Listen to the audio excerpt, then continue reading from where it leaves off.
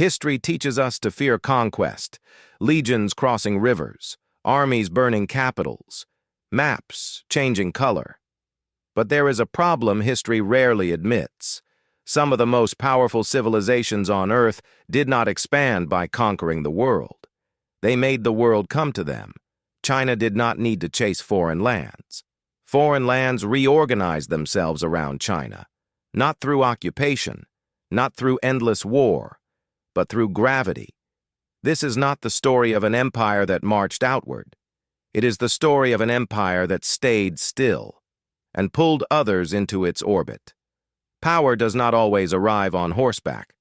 Sometimes it arrives as a calendar, as a language, as a bureaucracy, as a way of understanding order itself. Tonight, we explore a dangerous idea, that conquest is not the highest form of power, and that China discovered this truth earlier and practiced it longer than any civilization in human history. Western maps teach us to see power as movement. Rome expands, Britain sails, America projects. China confounds this model. For more than 2,000 years, China remained largely within the same civilizational core, yet repeatedly governed the largest population on Earth. How? To answer that, we must go back before empire, before expansion. China's earliest states were not obsessed with ambition. They were obsessed with harmony. The Shang ruled through ritual. The Zhou ruled through moral authority.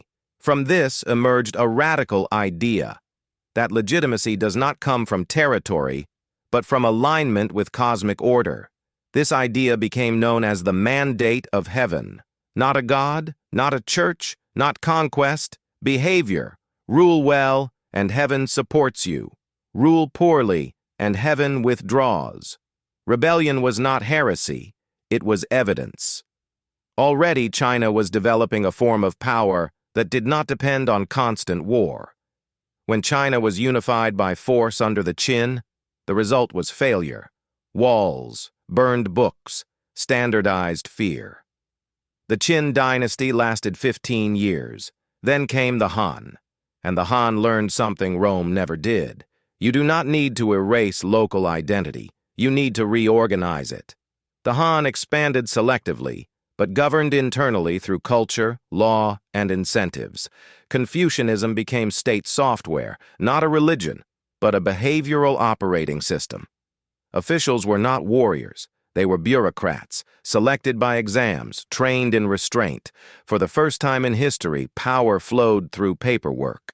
This changed everything. China did not build colonies. It built relationships. The tributary system was not symbolic. It was structural. Neighboring states kept their rulers, their armies, their customs. In return, they acknowledged Chinese centrality. They adopted Chinese calendars, Chinese writing, Chinese political norms. They sent tribute and received far more in return. Trade access, legitimacy, stability. This was not submission. It was participation in a world order.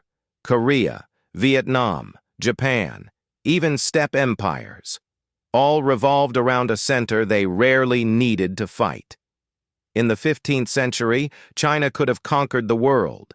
It possessed the greatest navy on Earth. Zheng He's fleets reached Africa. They dominated the Indian Ocean. And then, they stopped.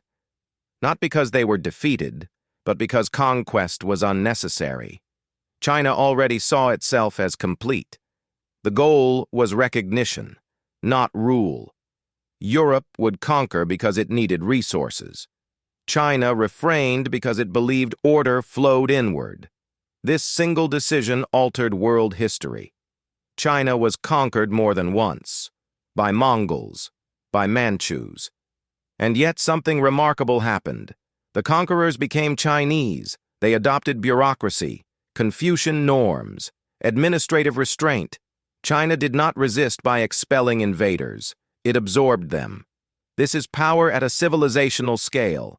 Then came humiliation, opium wars, unequal treaties, internal collapse. Any other civilization might have dissolved permanently. China bent, but did not break, because the idea of China was older than any dynasty. Today, the pattern returns.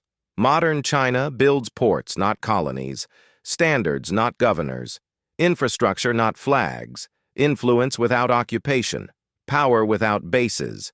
The ancient logic updated. And here is the lesson history rarely teaches. Conquest creates enemies. Centrality creates dependence. China's greatest weapon was patience. Its greatest strategy was restraint. And its most unsettling achievement was proving that the world does not need to be conquered to be shaped. The future may not belong to the fastest empire. It may belong to the civilization that waits and allows the world to reorganize itself around it.